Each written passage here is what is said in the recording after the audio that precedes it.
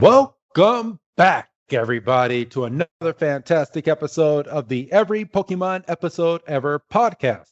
I am Wrestling Chris G from Sports Entertainment Breakdown, and today we are going over episode 17 in this series. So I'm going to keep up this gag because why the fuck not? So it's not only me today, everybody, but on the other line with me today is the shorter one of the two. It's good old Dougie Fresh. Dougie, man, how you doing? That's a dumb bit. It is not a dumb It's bit. a dumb bit, and you know it is. No, it is not. You know it is because you hesitated.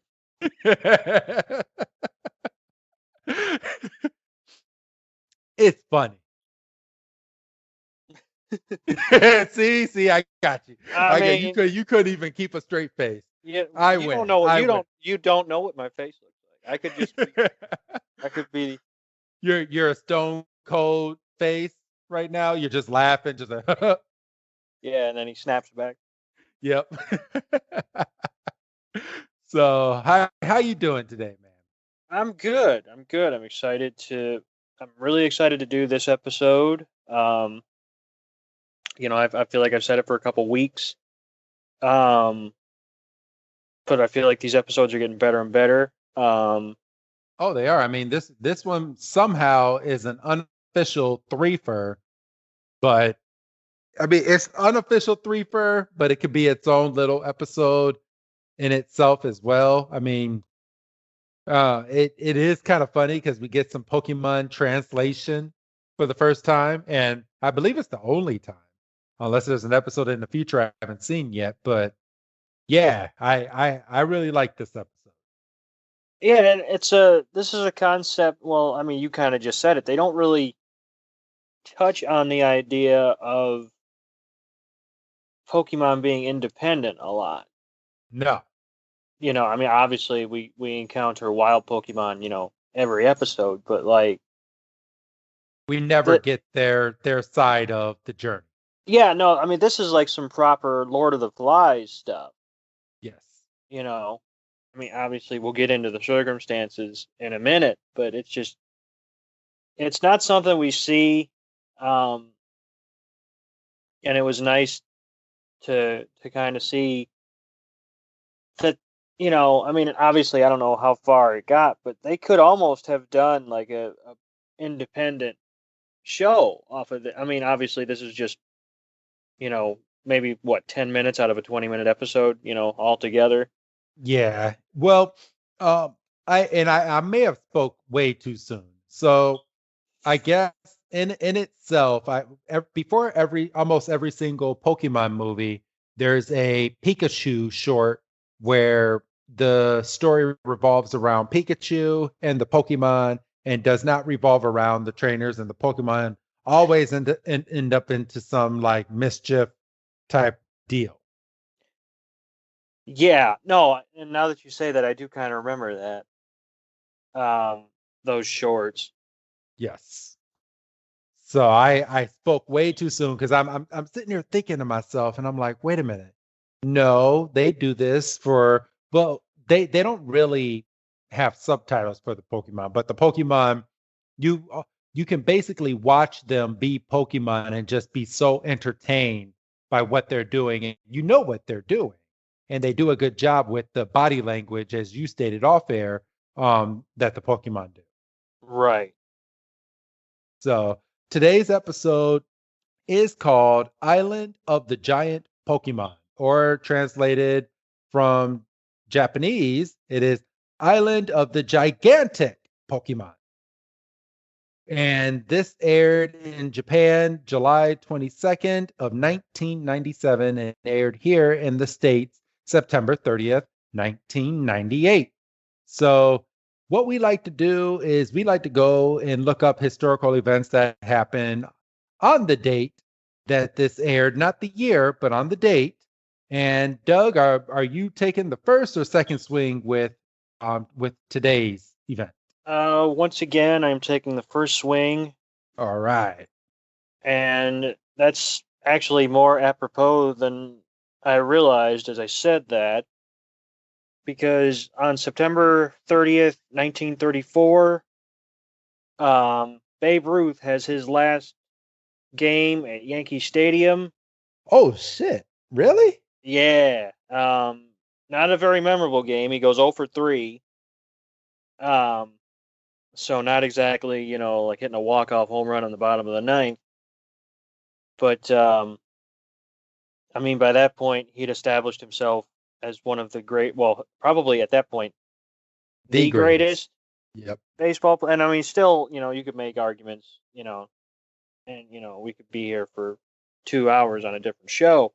Um, but 714 home runs. You know, um, started as a pitcher. Decided he liked hitting way more. Off the top of your head, Doug, and you don't have to answer this if you don't know this. I know I'm putting you on the spot, but what is the record right now for home runs in a professional baseball game? You mean by like one player? Yes. Like in one 9 inning game, or well, maybe not 9 innings, but in one regulation game, Yes. I think there's a big old log jam up top at 4. Okay. I don't think anybody's ever hit 5. Gotcha. Okay. I mean, All right. I've done it in the video game. Well, that's just your normal Saturday. Right. I mean, that's just roll out of bed. But yeah, no. Sometimes when we do these on this date, we have to do a little bit of digging. Um, this one was right at the top of the sports category. I don't intentionally go for sports. I mean, it might feel like that the last couple episodes. But this one was there, and I was like, that'll work. So here I am. All right. So for me this week, as you know, I like to go with TV stuff. And on this date in 1991, Jerry Springer's tabloid talk show, The Jerry Springer Show, debuted on TV. Wow. Wow, that is it now? And I have a question, and I guess I should have looked this up when you said that's what you were doing. Is it? It's not still going. No, no. Okay, I didn't think it was, but it just ended recently, though. It's not like it's been off the air for like 10 years. I mean, not for 10 years. It's been off the air, I believe, the past 3 or 4 years now. Jerry Springer looks really, really old. He actually has a TikTok, and I saw him TikToking a couple months ago during the pandemic, and yeah, he looks really, really old now. And I was shocked because I hadn't seen a more recent Jerry Springer, but I mean, he looks old, but he looks good. So, I mean, but that show went on for years, like you are the father, or just No, strip. no, no. That was Maury. That was more, but no, Jerry Springer had that on a decent amount of his No, episodes. motherfucker. Maury had Maury. That was you knew that was going to be a good episode because that was straight. And then you got motherfuckers acting an absolute fool when they weren't. Oh, I told you I wasn't the father. Okay, but that's another show. It's another show. We'll have to find that. We'll have to find that air date. Yeah, we do. But Jerry Springer, he had strippers. He would have people just acting a fool. It was a talk show where you didn't know if it was real or not real because you would have these people on there, and then they'd go and start fighting on stage, and people would start going, Jerry, Jerry, Jerry.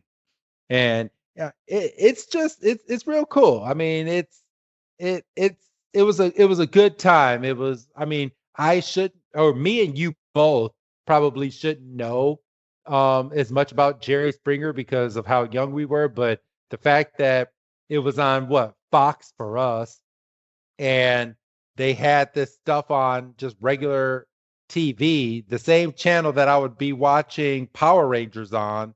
You had Jerry Springer on there, so I don't know. every kid in our era has to have caught at least a couple episodes of it. Yeah, I mean, I'm trying to remember when it was on. Like when it was at its, I think it was on at like 3 in the afternoon. I it. don't know why I remember that, but like Fox had a really kind of, I could Weird almost, schedule. if I really wanted to sit down, I could probably get through till I could probably start at like 2 in the afternoon, and I could probably get to 7 on what they used to have if I really wanted to sit down. But obviously, once again, that's another show. Um, but yeah, I mean, I mean, my favorite thing about that show was, you watch, strippers and pimps and little people fight for like 55 minutes. And then he sits down and has this really deep final thought. Just And I a was like, conversation with him. motherfucker, you He was the I'm gonna have people laugh, I hope, at what I'm about to say, but he was the Mr. Rogers for like the pimp. yeah, I mean, and he never really, I mean, there was a couple times where he kind of snapped and like kind of got aggressive with the guests, but he just kind of usually walked in the audience and just kind of poked the bear. And just watched what happened. And then he had the security guards get in there when the stuff got too rough. But he was a snidely little motherfucker. Yeah, but wasn't what's that guy's name that has a show now? Steve-O or Steve Steve Wilco? Wilco, yeah. Yeah, there you go. Steve Wilco. Yeah. He got his own show and he was the security guard on the Jerry Springer show. So, I mean, good for him.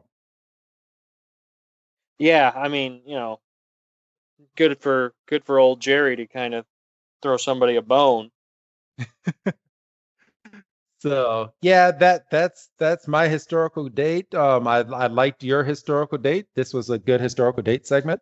Let's go ahead and ah, so we like to also go through the who's that Pokemon of the episode.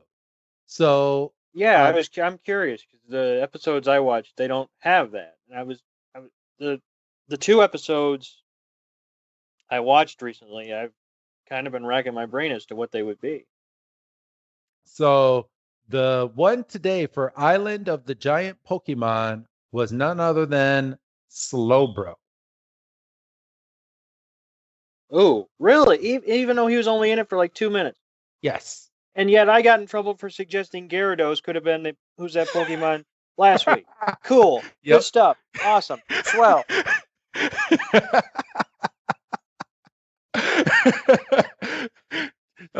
Feeling a little salty there, Doug? No, not at all. Not even a little bit. Move on.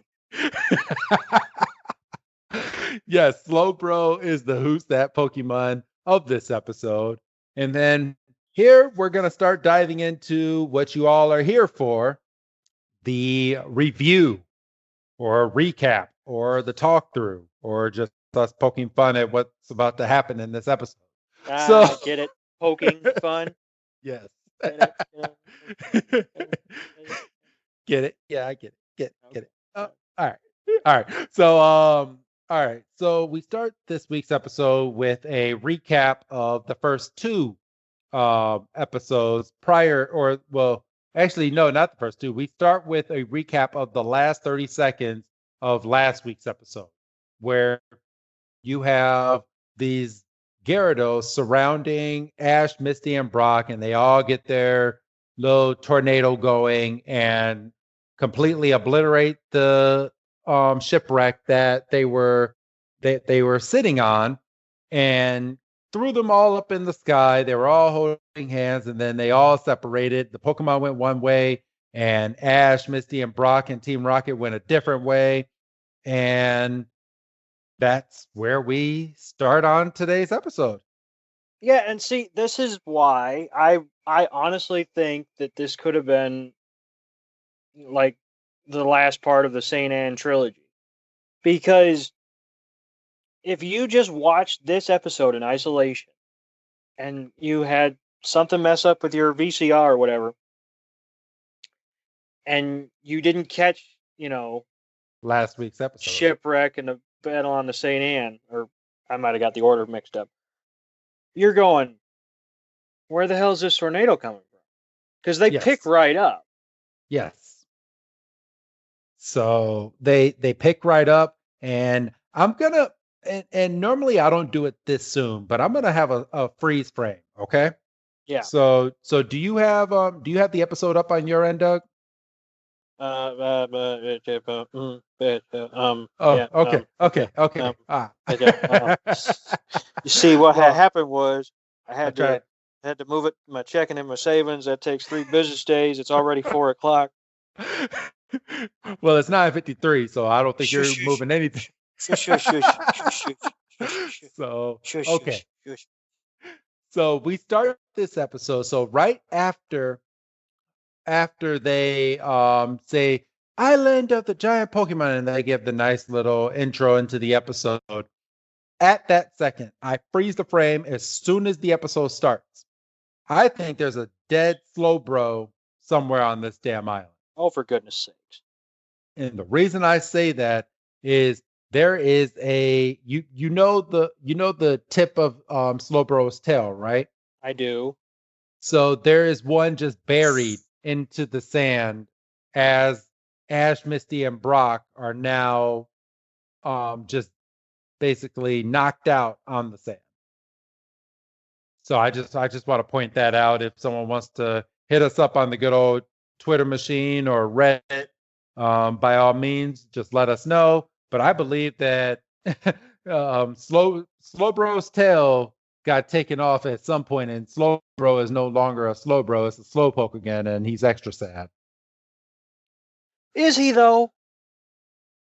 Well, yeah. Can a Slowbro be sad? It took Slowbro 5 minutes to turn his head around.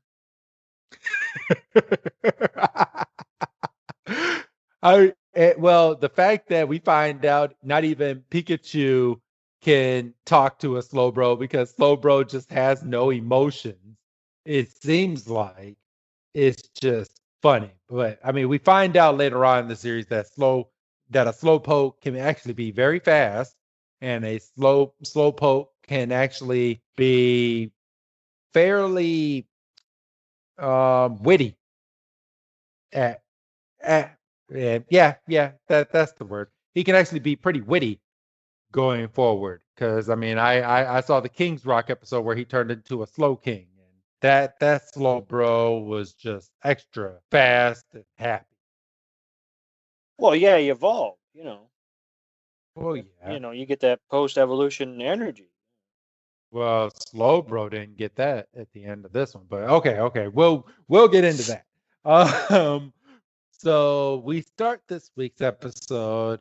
Ash, Misty, and Brock are laying in the sand. They got thrown from the tornado. They landed on the sand, and no, they did not get penetrated by a sharp shell because this is a kid show, and they're not bleeding because this is a kid show. But they are. Yeah, tell me that next week. Oh, I can't wait to do that. Yeah, it is a kid show. But Ash wakes in the up. Morning, kid show. That's for next week. So we start with them all laid out, and then Ash is the first to wake up, and he looks over at Misty and Brock, and he's kind of baffled. I mean, he thinks that Misty and Brock might be dead. He shakes them awake, and he's screaming at them. So, and Brock is like, "How did we survive that cyclone?" And your answer is as good as mine, because Doug, how the hell did they survive that cyclone? Because it's a kid's show. So, and he looks down. Oh, I'm sorry. That's how it's a kid's show.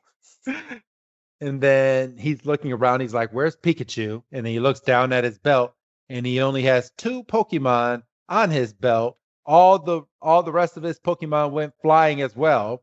So Pokeballs. You're trying to be slick. I hear you. Flying. And the only two Pokemon he has left on his belt are Butterfree and Pidgeotto. I got you. Yes. You're a quick one this week. For as late as it is that we're recording right now, you are very quick today. Yeah, that must be it. You drank that coffee this late, didn't you? Fuck no. You be up all night. I want to go to sleep at some point. So he looks down and all he has is Pidgeotto and Butterfree on his belt. I mean, we don't know that officially yet, but those are the only two Pokemon that are on his belt, and he is freaking out. He is about to lose his shit. So, yeah, I mean, you would be too, I think. I mean, we talked about how he acquired those Pokemon, but those are his Pokemon. It's like, all right, I just, it's like you or I, if we, I hate to say it, but if we were, ever in a car wreck or anything like that, once we make sure that everybody we're with in the car are okay, what are we going to look for? We're going to look for our phones. Yes, we're going to look for our phones and make sure that we can call someone and let someone know what had just happened. Right. I mean... Oh, sorry. No, go ahead. For goodness sake. So we go straight from that. This episode is going to be very clunky, everybody. I'm just letting you know because the episode was made kind of clunky. So we go straight from that to we know it's Team Rocket face down. Well, not even face down. Their legs are straight up in the air, and the whole rest of their body is under the sand. And a Krabby comes crawling over and just pokes at them and just gets this sly look in his eyes and just pinches the mess out of both of their thighs. And Team Rocket just does this heroic jump. I don't know how, but they must have just pushed their hands from underneath or from where they were buried in the sand up, because they jump up as if they're like jumping with their feet, but they're jumping with their hands out of that sand. And that Krabby was so happy with himself running away. He was like, because he was happy enough to do it, but when he got the desired reaction, he was like, I got him. He's like, I'm about to do it. I'm gonna do it. I'm gonna do it. You're not watching me, are you? You're not watching me. Nobody's stopping me. So I'm gonna fucking do it. Whack! And then Team Rocket just jumps up, and then when they come down, they're just sitting in front of one another. They're looking around at the island, and they're like, could it be? And then they start crying and they hug each other, and they're like, we survived. It just all happy that they're there. And then themselves, they look down and there's no Meowth and there's no Pokeballs for their Ekans, and they're coughing. Yeah, and we kind of got a little bit insight into, I don't want to say how they were raised, because I mean they did say, my birthday and Christmas, so we don't know. But apparently you can just be given Pokemon as gifts. Yeah. So they were both given these Pokemon at I'm guessing maybe a couple years prior to this episode. I mean, I'm guessing that because I mean we get a future episode which is actually not too far off from where we're recording now. I have to take a look at it, but we get the Christmas episode where Jesse and James get different gifts and stuff, but it's before they get their Pokemon. So yeah, they must have just recently got these Ekans and coughing. Probably, I'm gonna guess about 3 or 4 years prior to this episode. Yeah, I think I don't know if I go that far, because in my head, and I mean obviously we're looking too much into this. But in my head, those Pokemon evolve in 3 years.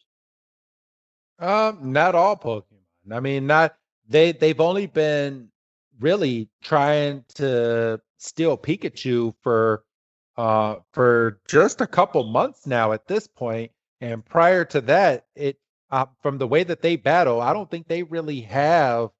They're like the bulk and skull of Pokemon. Like they see they're very witty sometimes, but then they can be very, very, very dumb. And I don't think that their Pokemon, especially from what I gather from what the Pokemon end up saying in this episode when we get further, that they really trained these Pokemon all that well.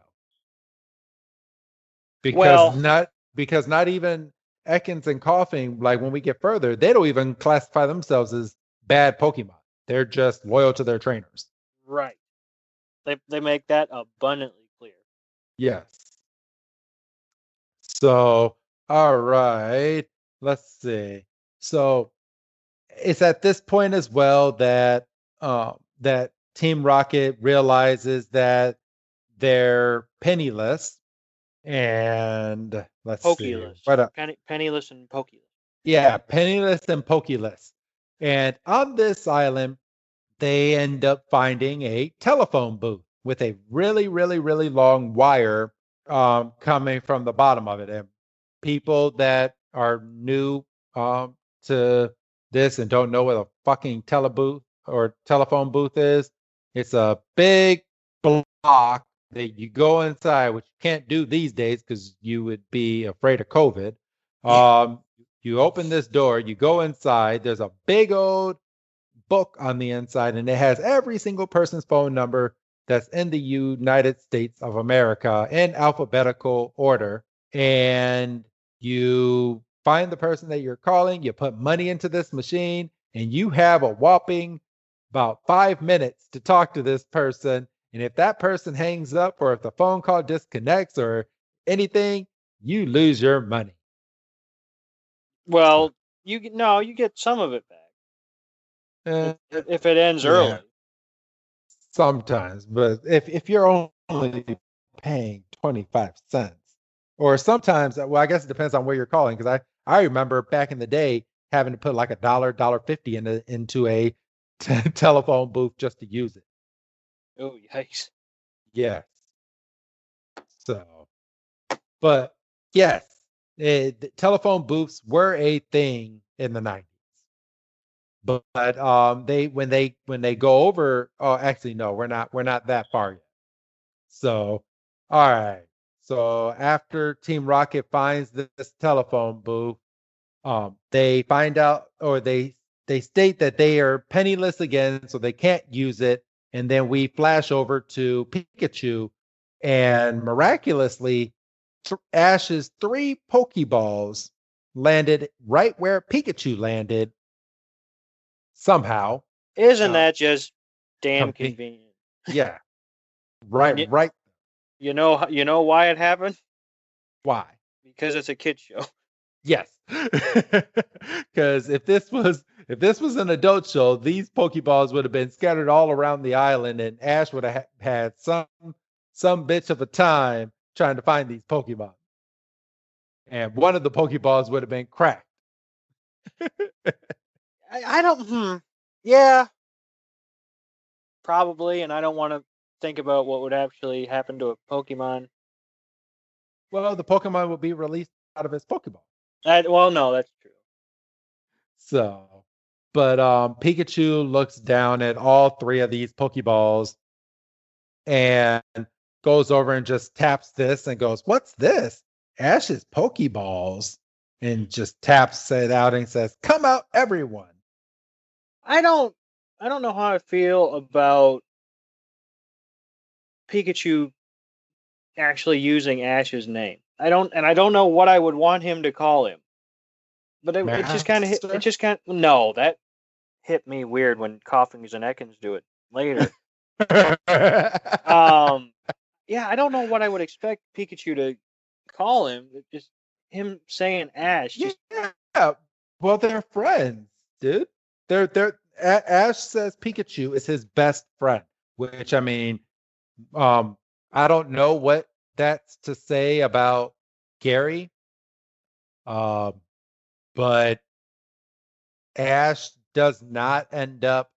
Yeah, you never see someone in this series, at least as far as I am so far, and I'm in the 300s. I think I'm on like in the 370s right now for my episodes. And I have not once seen someone that has known Ash growing up besides Gary. It's made abundantly clear that Gary and Ash both were very competitive growing up as kids. Yeah, I mean, obviously they make mention of the other trainers from Palatown, but we don't get into them. No, You not know, at all. so it's Ash, Gary, and two others, right? Yes. So yeah, we don't get into those other two. I mean, and obviously you're a little further ahead than I am, so maybe they have shown up and you just haven't realized it. I have speculation as to who these other trainers are. There are things that happen within the series that make you think that these trainers might have come through, and I, I, I don't know, like the guy, like the kid that abandoned his Charmander. I fully believe that guy got his Pokemon from Professor Oak. I think he got that Charmander from Professor Oak. I don't know why. I just that's just what I firmly believe.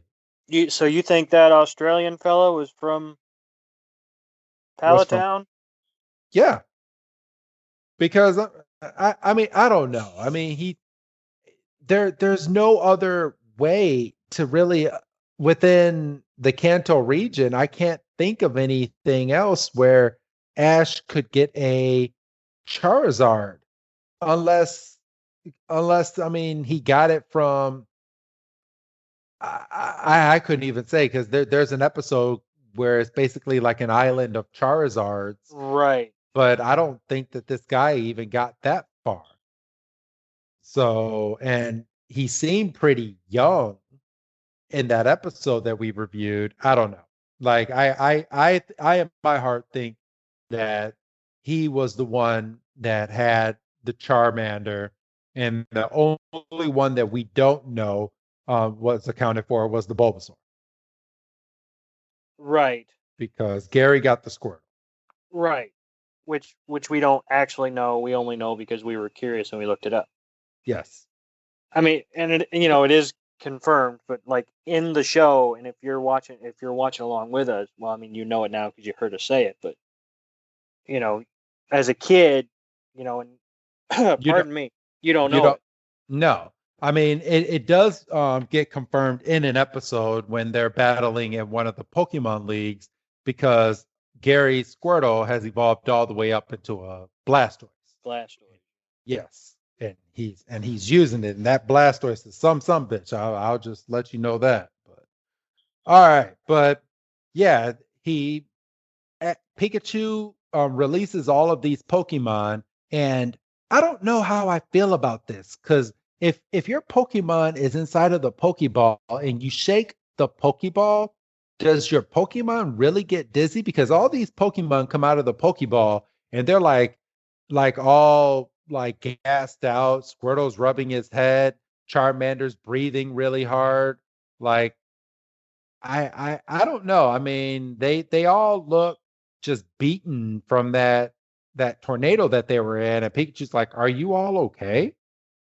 And yeah, like you said, Charmander and Squirtle are kind of shit. Bulbasaur kind of no sells it. Yeah. I was like, all right, Bulbasaur, we get it. You're hard. We get it. Yeah, Squirtle's like, "I felt better," and Charmander's like, "I'm all right," and Bulbasaur's like, "I'm just fine." Yeah. He's just fine. He's meat.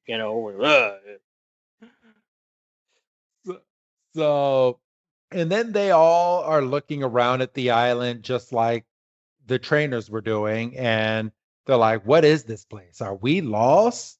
where are we? And Pikachu is just like, I don't fucking know. But then they look over at this slowpoke that's just sitting on a rock, and this is one of my favorite scenes out of this whole episode. Pikachu, Charmander, Bulbasaur, and Squirtle walk over to the slowpoke, and Nope. Nope. okay, just Pikachu and Charmander. There it is. Okay, my bad. Well, all right, Pikachu, now we have the episodes in front of us now. Pikachu and Charmander walk over to this slowpoke, and Pikachu's just like, "Hello," and Charmander goes, "Could you tell us where we are?" And Slowpoke is just laying there, just stone face. Might have been And, stoned. and Charmander goes, "Can't you hear us? He gets slower. Can't you hear us?" And then Pikachu's like, "Where are we? He just Can you help us out?" Yeah, Charmander? right. And Slowpoke is just laying there. And Slowpoke gets up, backs up on this stone, puts his tail into the water, and Pikachu and Charmander just look at each other. Bulbasaur and Squirtle are just sitting back, and Squirtle's like, "It is sure peaceful here." And This shit ain't bad. like this shit ain't bad. I'm having fun here, and Bulbasaur is already looking like he's about to take a nap. He's like, "Sure is." And they're just sitting under a shade of a palm tree. And we go immediately from that to nighttime, where all four Pokemon are being led by Charmander with his tail, trying to find out where they are. And Pikachu's concerned, Charmander's concerned, Squirtle's a dick, says they all got eaten. Yeah, he's like, "What if they all got eaten?" Pikachu immediately put him in his place and goes, Don't say things like that. You gotta think positive." And I don't know where Bulbasaur's attitude comes from here. What do you mean? Well, because he's the one that says maybe Ash forgot about it. Yeah, well, he's the one that's been on the journey with everyone. Actually, no, he's the one that's been on with them the longest. Yeah, he was first, and then it was Squirtle. Charmander. And then it was Charmander first, and then it was Squirtle. So yeah. Yes. So Bulbasaur has been with them the longest, and I don't know. And Pikachu immediately goes, "Yeah, Ash would never abandon us. He's not like that at all. Like, why would you even say something like that, Bulbasaur?" And then this is where, of course, Ekans, Coughing, and Meowth landed all together themselves as well, because it's a kid show. It's a kid show. And this is just hilarious when it's happening. So Meowth is like, "Oh, Pikachu and them are all here and they're all by themselves. I can go over there and I can capture Pikachu." And jumps out of the damn bush and is like, "Pikachu, are you ready? I'm gonna capture you." And everyone just looks at him. And just goes, "Oh, it's just Meowth." Meowth just says, "Ah," does the anime faint. So, but this is funny. Meow thinks he's just all big and boss, and looks at Coughing and Ekans and tries to demand them to go over and battle with Pikachu in the gang. And Ekans and Coughing aren't having any of it. They're like, "Yeah, you're not our master, so we're not fucking listening to you." Which is fair. I mean, yeah, he if you really got down to brass tacks, and it really was like a Lord of the Flies situation, Meowth probably would be high on the totem pole because he can speak, but at the same time, he's kind of a bastard, and we can see that these Pokemon are capable coming together. Yes. And what about Ekans' face to Meowth when he just swayed his head back and forth, just going, "You not master," You and ain't. That is not my job. and Coffin is just bounced up and down, just going, "Yeah, you're not master, not at all." And Meowth and Ekans is like, "I only obey master." So, and you said, okay, it kind of explained to me, Doug. You said that kind of hit you the wrong way when they said that. Why is it?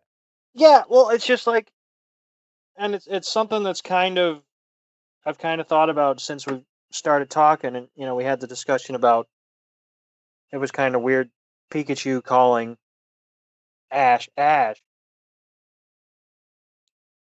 So, it's just, I don't know. I mean, like if they don't call them by their names or call them master, like what would you expect the Pokemon to really call their trainer? Well, Trainer? but see, that's just as clunky. It's just kind of weird, I guess. Now I'm kind of flipping because it's like, why aren't? Because obviously, Coughing and Ekans are familiar with Jesse and James' face, so why wouldn't they know their names? True. So, but yeah, they're like master is master and you're not master. So we are only going to obey our master. And that's when Meowth turns around.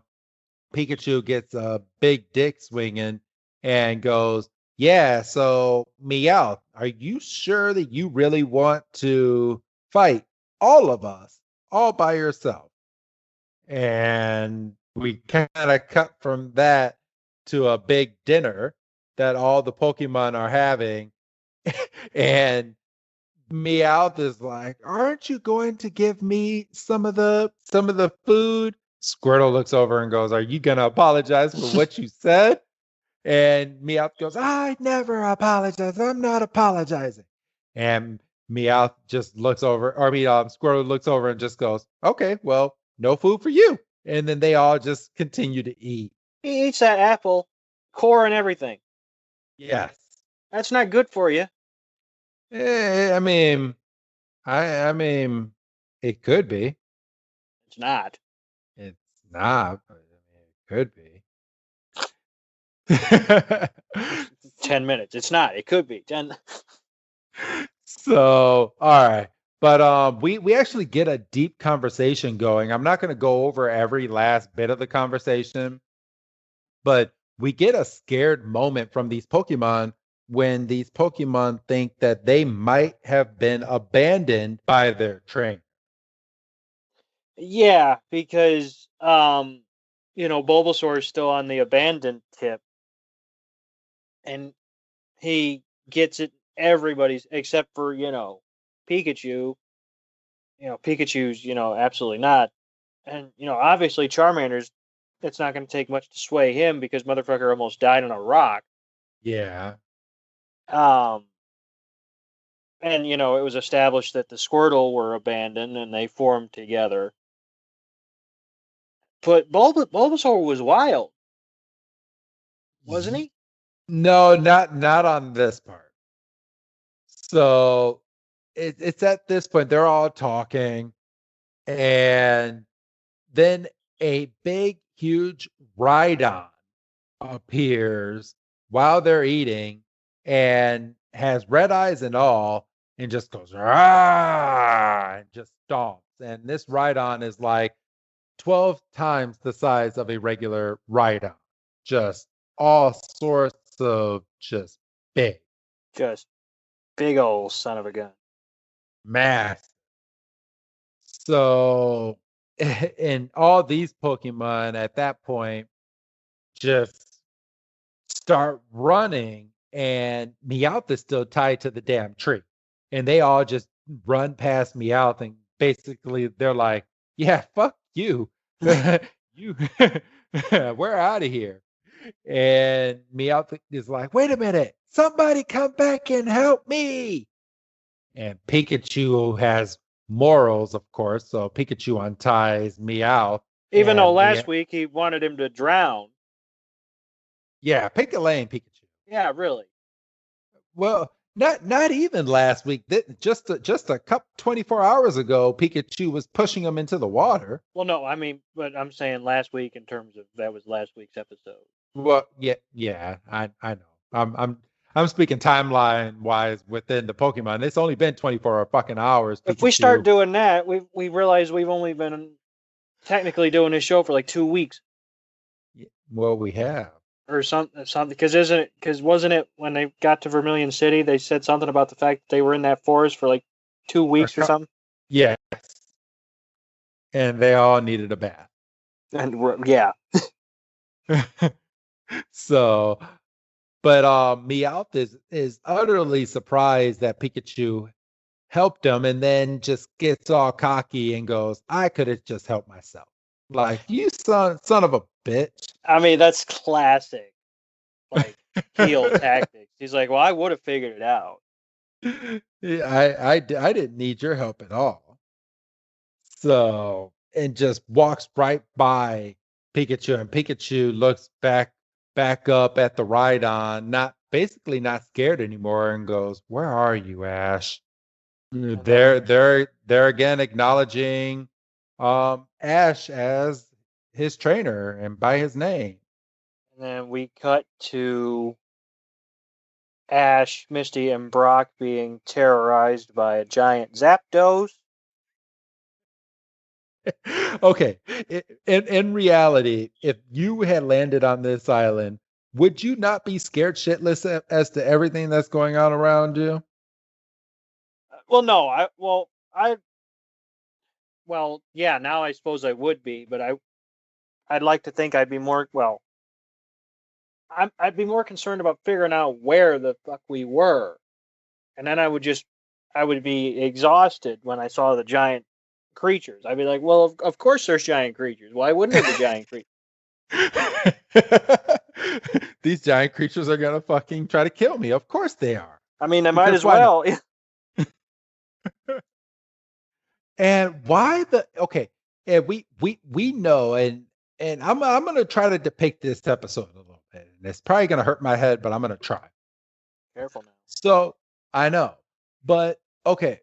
So they're on this island, right? And we know at the end of this episode that all these Pokemon are not real; they're mechanical. Okay. So Right. I know I'm kind of ruining the ending, but Good night, everybody. but what the fuck is a Zapdos running rampant this late at fucking night for, shocking electricity out of his damn body? And the ride.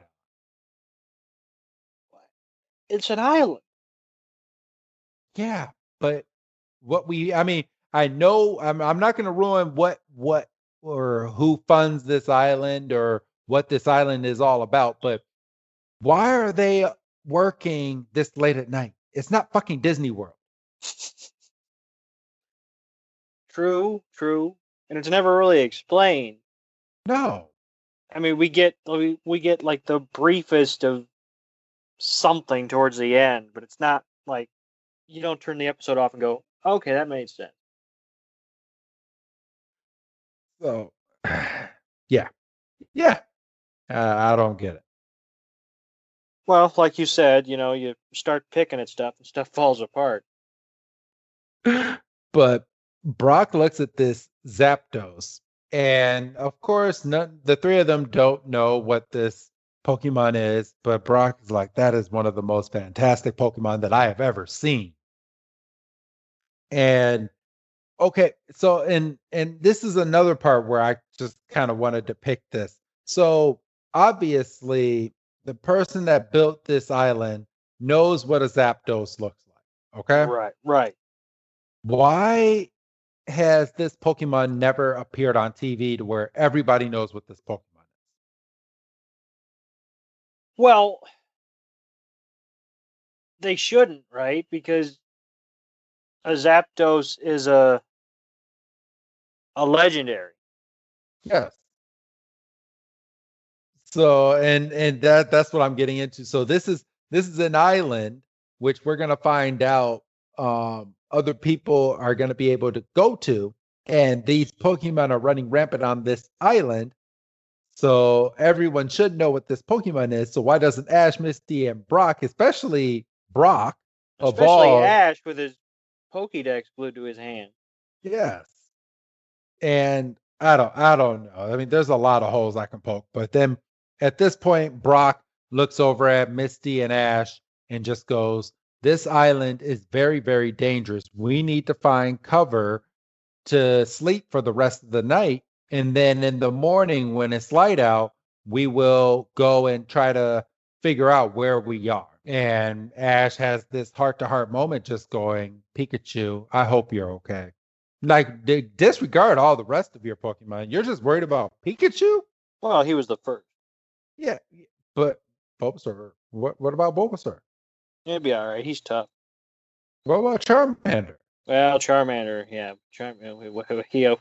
he almost died. He almost died yesterday. Charmander almost died yesterday. I mean, he almost died 2 weeks prior. Like, Charmander's not having a good month. No wonder Charmander became a dick later on. Charmander's like, "You almost had me die so many times. I'm not listening to you." Well, you know how we were when we were teenagers.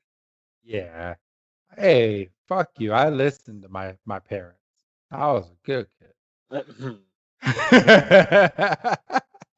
So we go straight from that scene to another scene where a fucking Moltres is flying over Team Rocket and flamethrowering down at them, almost putting them on fire. Like, what the fuck kind of dangerous ass fucking Pokemon do they have on this damn island? I think this fucking Moltres was a real one. I don't think this one. You know what? I think the legendary Pokemon in this episode, fuck it.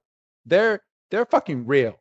And they were trying to fucking kill these kids on this island. Yeah, I mean, it would have been simple. I mean, I don't know where this falls in the timeline of like Jurassic Park, because I mean that was a simple enough premise, right? This Yes. was this Jurassic Park. I mean, it was Well, the they just snagged the Titanic last week. right. So like, it wouldn't have been out of the realm for them to throw out another pop culture reference if it would have fit in the timeline. Exactly. So yeah, the Team Rocket's getting chased by the Moltres, and then they run and smack dab in the middle just because they were looking behind them into a sign that says "Keep out," and Moltres just flies over them and just keeps going. Right. Let's see. I gotta catch up with the. And it's at this point that we get the "Who's that Pokemon," which was Slowbro. Right, because 5 minutes is enough time. Um, then we cut. Then we cut to what could best be described as a tiki bar, randomly out of fucking nowhere. And it has a whole bunch of food, and these Pokemon are just kicking it. I mean, they're sad because Ekans and Coughing are sad because they missed their trainers. Pikachu's playing the therapist and trying to console them. Charmander is just eating his food. Bulbasaur looks like he's been drinking a lot because he's trying to fight with Squirtle. Meowth is passed out on the table. This is a this is a great ass scene. This is a Saturday night, boy. And fucking, and then you have a damn Slowbro in the back. There we go. There's a fucking Slowbro. So there is more than one Slowpoke on this island. Oh, okay. So there's Slowbro in the back cooking up all this food and being the bartender to these Pokemon, which I think is weird. Once we get to the ending of this episode, I have a lot of fucking questions. Like, why the fuck is there a damn tiki bar with a Slowbro? I don't know. We'll get there. But yeah, it's just a random moment, and there's no dialogue going on between all of the Pokemon. It's just a tiki bar. We fade away to black, and then we wake up, and all the Pokemon are just laying on top of each other, um, like surrounded by Ekans. Yeah, a big old pile. Pikachu wakes up first. You And know, then we shoot over to Ash, Misty, and Brock, and then Jesse and James, and it's basically within like 2 seconds you see everybody waking up, and it's now morning, and everybody survived the night. right, and you know, our heroes are back on the search for the missing Pokemon. Jesse and James book it for the phone booth. Oh my god. I cannot, like, when what's about to happen, I cannot believe that Team Rocket did this. Oh my god. And it was Jesse that did it. Yeah. Like, she's supposed to be the brain. Oh man. So they go into this booth, and then they're calling Giovanni, their boss, by collect. So first off, it's early as hell. I'm guessing it's like 5 or 6 o'clock in the morning because sun's just now coming up. Right. And they're calling their boss collect. And as they're calling the boss collect, he wakes up and tell them, Doug, what Jesse says that they need to do during this phone call. Well, they need to do the intro. And they have a tape recorder in their pocket, and they play the music in the background, which was just the funniest part to this damn episode. One of the funniest. And so they do the intro. When they get to the Team Rocket line, they maneuver the phone cord into an R. Giovanni's got more patience than I would. He listened to this whole thing. Yeah, I would have. As soon as the music started, I would have hung up on him. He said, "If you ever wake me up like this in the morning ever again, you are fired." It just hangs up the phone on them. Just hilarious. So at this point, Jesse gets the bright idea to take the telephone cord that we saw about 10 minutes ago in this episode and start pulling it. And then if they pull it enough, they will find civilization. So, Yeah, and James has a legitimate question that doesn't get really acknowledged. He goes, "Where's this going?" and Jesse doesn't have an answer to that. She just says, we're going to, it'll be the civilization. It'll go all the way down to the phone company. Go down to the phone company. Cross the ocean and everything. I mean, fuck it. I mean, they can't drown. They're in a phone booth. Yeah, it'll float. They'll be all right. I kind of wonder if a phone booth would float in the ocean. I'll bet you if we did some digging, I'll bet you MythBusters did something like that. You think so? I would have. I'm almost certain they've done something with phone booths. Well, yeah, they put a bomb in it and they blew it up. So we go straight from that scene back over to all the Pokemon, and all the Pokemon are calling for their masters. Pikachu's calling for Pikachu, Squirtle, and Bulbasaur, and Pikachu, Squirtle, Bulbasaur, and Charmander are all calling for Ash, and Atkins and Coughing are calling for Master. Yeah. Let's see. Yeah. So the Pokemon, they're all, yeah, like you said, they're walking, and it's a real quick cut because the Pokemon are walking.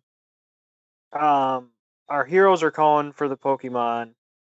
they're calling for everybody now. So calm down. He's not just calling for Pikachu. Yeah. And then Team Rocket are dragging the phone booth across the beach, And they see a Pikachu. and they say, "Well, that idiot's coming right for us." Oh, let's get out and catch it. And they get out and they've got the phone wire, because they're gonna strangle this Pikachu. Yeah. And a lot of things, like, and it's a reoccurring thing, but a lot of things within the first season where you kind of like look at it with one eye and you're like, did that really just happen on this kid show? yeah, You're really gonna strangle a Pikachu to capture it? Like, yeah. like, Like, well, what? now So what? to be fair, now they don't have their Pokemon; they can't battle it. So remember Ash? He got a stick. He got a stick, and he threw a rock at a Spearow. Yes. So Team Rocket was gonna kill Pikachu and give it to Giovanni, and then get fired and never see the light of day again. I would love to know what Giovanni would do if Team Rocket saw them face to face, like at some point later in the season, because Team Rocket never sees Giovanni face to face. He's always over the phone. Oh, that's right. Like they're never in the same building at all. Well, But he's the big boss. he is the big boss. But at this point, yeah, Pikachu comes over to them and Pikachu crosses them, and Pikachu is about maybe 100 times the size of its normal self and just scares the living shit out of Jesse and James. Kills that phone booth. They think it's a mirage. Like they honestly think that it's so hot there that they're looking at a mirage of a Pikachu because they want Pikachu so bad. And then we cut to our heroes diving out of the way of a giant Charizard, which is the shot from the intro. Yes. A lot of scenes from this episode is actually in the intro, which I think is pretty funny. Like a lot of scenes. Yeah, it's kind of weird because this is the 17th episode, so they're kind of digging. I think they had. I mean, obviously it paid off, but they must have had some high hopes for this show. If they're going, it'll be around in 17 episodes. This will make sense when they get to it. Yeah, well, I believe that they were when it finally came out here, and actually I'm gonna do some. Yeah, that's right. We were behind the eight ball in North America. Yeah, I'm gonna, because this Pokemon had, let's see, 52 episodes before the movie. So um let's see, 1998. Yeah. Yeah. By the time Pokemon aired here in the States, they were already done with season 1 in Japan. Okay. Because Misty actually already had her Togepi. Let's see. So the movie, it says to watch the movie right after episode 52, so that's what I'm gonna go off of. So, looking at this, episode 52 aired July 16th, 1998, and Pokemon premiered September 8th of 1998 here in the States. So yeah, they're already past the first movie, the first season. They're far. And I guess it must have taken quite a long time to finally catch up here in the States, because as of right now, I think we're only behind like 20 episodes now. Well, damn. Yeah. So we've caught up quite a bit to the Japanese. I want to get to the point where we will have episodes well, if they keep up this Netflix deal, I don't think they'll have much of an issue, as long as they can get it dubbed over. But I want to get to the point where, just like I'm a big fan of Dragon Ball and Dragon Ball Z and all of those series. They're on Dragon Ball Super now, but they're at the point now here in the States that 24 hours after it airs in Japan, it airs here in English. Oh, shit. Yeah, yeah. So we're that close within episodes. So I love it, love it, love it, love So we cut back to the Pokemon, it. and they've encountered a giant Blastoise. And because Ash can't be there with his Pokédex, Meowth has to go, well, that's a Blastoise. That's the final evolved form of a Squirtle. And Pikachu says, "Go ask him for directions." And Squirtle's like, "All right, I mean, I'll try." He, he pops out of the bush and goes, my man. uh, nice weather, isn't it? And they all faint. I mean, that's good. Now, okay. These mechanical Pokemon must be able to hear. Like they must have some type of fucking technology inside of it, because Squirtle talks to this Blastoise in fucking Pokemon speech. And as soon as he talks to Blastoise, Blastoise turns around and aims his guns right at Squirtle. And Squirtle's basically like, oh shit, is what I think about to happen. And Blastoise does Hydro Pump at these Pokemon. And they run. And then they encounter a big Venusaur, and they ask Bulbasaur to. They're like, "Hey, go talk to Venusaur. You're like family." And Bulbasaur is just not having any of it. He's like, "Yeah, you can call me an orphan." Like, I'm an orphan. And Charmander's like, well, that's a good point. Squirtle goes, he's a coward. Because at least Squirtle went over there to talk to Blastoise. Yeah, but we saw how well that worked out. But let's kind of look at this for a second. So when Bulbasaur said, "I have no family," and Charmander's sitting there clapping, going, "Good point." Like, what do you wait, hold on. Then what? Ash is not family to you? Well, family is subjective. You know, I mean, there's the family you're born with. There's the family you make. There's the, you know. Well, yeah, but it's Bulbasaur. Bulbasaur is hard. We've established this. Yeah, but Charmander agreeing with him? Well, Charmander... is this the turning point of Charmander looking at Ash a different way? No, the turning point was when he evolved into Charmeleon. It just burns Ash to a crisp. Just doesn't give a shit about nothing until he encounters that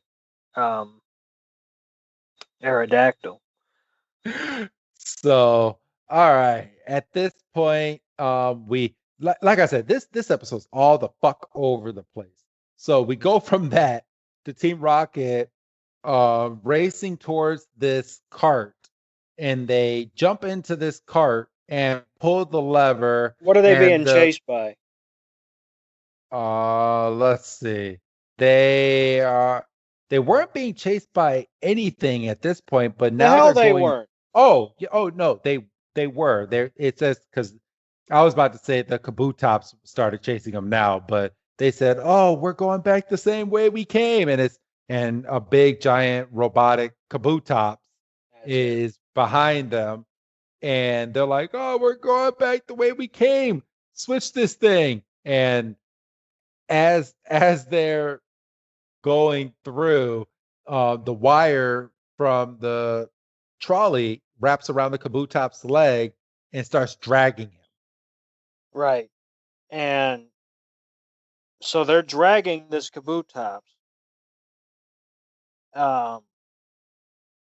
Let's see.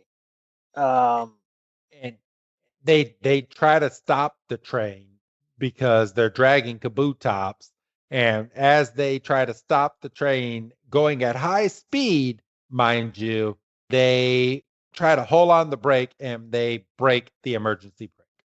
And Ash and company are on. They're like a level above them, and their ground starts to shake. And as the trolley's going down the tracks, and it's picking up speed and it's dragging the Kabutops, it picks up the Pikachu. And Ash, Misty, and Brock drop into the trolley. Right, the ground beneath them falls. They drop into the trolley. They spot the Pokemon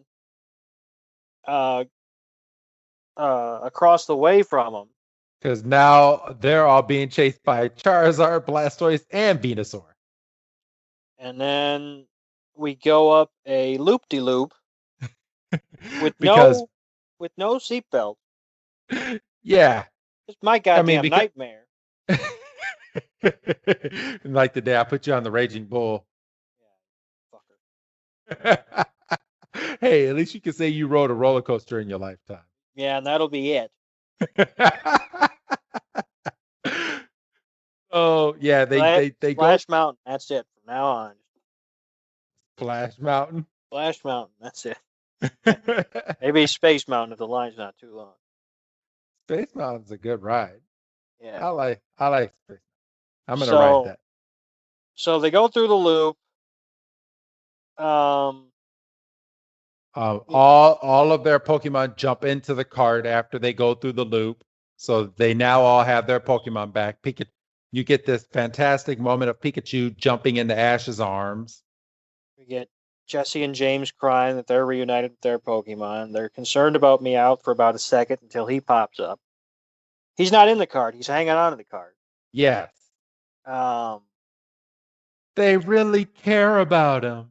The giant mechanical Venusaur, Charizard, and Blastoise get upended, so they're dragging everything behind them at this point. They're causing so much damage to this park. Jesse and James and Meowth are calling out what's going to happen to them because they're the bad guys and they've been through this before. So they're like, well, the cable's going to snap. And then it snaps. And then we're going to get launched in the air. And then they get launched in the air. And we're going to blast off again. No, he says, and then we're going to crash into something, and they crash into that Zapdos. Oh, they crash into the Zapdos. And at that point, Brock is like, wait a minute, this Zapdos is made out of metal and bolts. Yeah, I don't like that it took that long. Like, he went through it and went, hey, wait a minute. Like, duh. Oh shit. Okay. I got this next part. Were you gonna tell this next part, Doug? Yeah. No. Go ahead. Okay. So after they went through the Zapdos and they're hurling towards the ground, Zapdos falls into all of the other mechanical Pokemon that were on the ground being dragged, and it explodes. And then we go straight from that to what sounds like a tourist guide inside of a boat that's in the shape of a Gyarados going, and if you look over to your right, you will see, and then she just stops and then goes, well, this park is closed for due to temporary what does she actually say? She goes,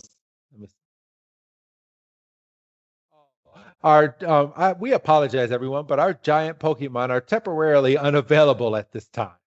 And then she calls Giovanni, who we end up finding out he's the one that is sponsoring this park. He purchased this park, and he gets the bad news that everything has been destroyed within this park. And he goes, I spent millions on creating this park.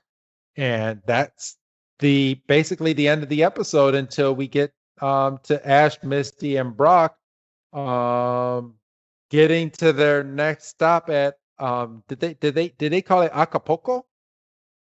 I think so. I mean, I don't have the volume going, but I think so. Let me see. No, no, Corner Vista. Porta Vista. Yeah. So they walk over to this beach basically, and it's Porta Vista, and they start running towards the beach, and that is the end of this week's episode. And we're actually going to pick right back up after this episode, straight into our next episode, which is called Beauty and the Beach, which is our very, very first banned episode that did not air until 2 years after this. This episode aired, and they considered it a lost episode, and they did a lot of editing to take out the adult themes that were in that episode. And it should have stayed lost.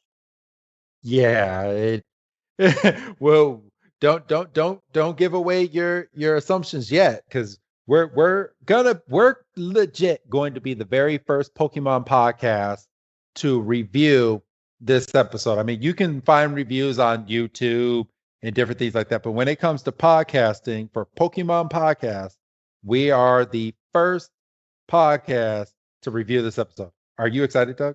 No. Well, tell everybody how you really feel. Well, so yeah. So, all right, but yeah, that's this week's episode, Island of the Giant Pokemon, or translated from Japanese, Island of the Gigantic Pokemon. So, do you have anything else that you would like to say before we head off into the sunset and get ready for this next episode? Yeah, I think you can ring the new favorite bell. Oh, okay. So this is one of your favorites. I didn't think I was going to enjoy it as much as I did. Maybe it was because I didn't exactly remember the episode, and then That's always good when you don't remember and you just look back on it and you're like, well, damn, this was a good episode. I was like, oh, this is the one where they're independent and we actually like get some dialogue that they have to like do subtitles for. I was like, oh shit. Yes. Yeah. So yeah, this, my new favorite. So it moves past Electric Shock Showdown. So that lasted a couple episodes. Yeah. Um, but we all know that this next episode, Beauty and the Beach, is going to be your all-time favorite. No, this one might be going the complete opposite. Oh man, I cannot wait to review that episode with you. And also, I'm gonna throw this out there. We have a special announcement on our next episode that we're gonna be telling all of our fans coming around the winter holiday. We do? Yeah. Oh, that. Okay. Oh, you forgot already. Well, it's been a minute, So we have an announcement, and we will talk about that on the top of the next episode. So make sure that you are listening and you download that episode. And if you haven't already, hit that subscribe button. Doug, do you have anything else to add before we end today? Yes, the special announcement is we're transitioning to a Digimon podcast. Oh, no, fuck no. Okay. No, I can't do that. That Digimon. I mean, I respect Digimon and I'll watch Digimon, but it's hard for me to depict that because my childhood I tried watching Digimon so much and I couldn't get into it. Yeah, I don't. I have a vague memory of watching a movie. Yeah, I went to the movies to watch it too, and kind of wish I didn't, but it is what it is. Well, yeah, I mean at this point. So, all right. Well then, say your goodbye, Doug. Goodbye, Doug. And this is Wrestling Chris G signing out and telling everybody listen to next week's episode. Or don't. Because shut up, Doug. You got to hype it up. I really don't want to talk about this episode. So this is my Clefairy. Yeah, this is your Clefairy episode. I can tell already. So, and we're going to be done with this episode real quick because there's not much that happens in it. But that's the problem. So everybody listen to next week's episode. Go ahead and hit that download button because it's the very first banned episode in the US that was banned for 2 years. 2 years before they can get some good editing around. So I know. So all right, everybody. Beauty and the Beach is next week. Have a good night and sayonara.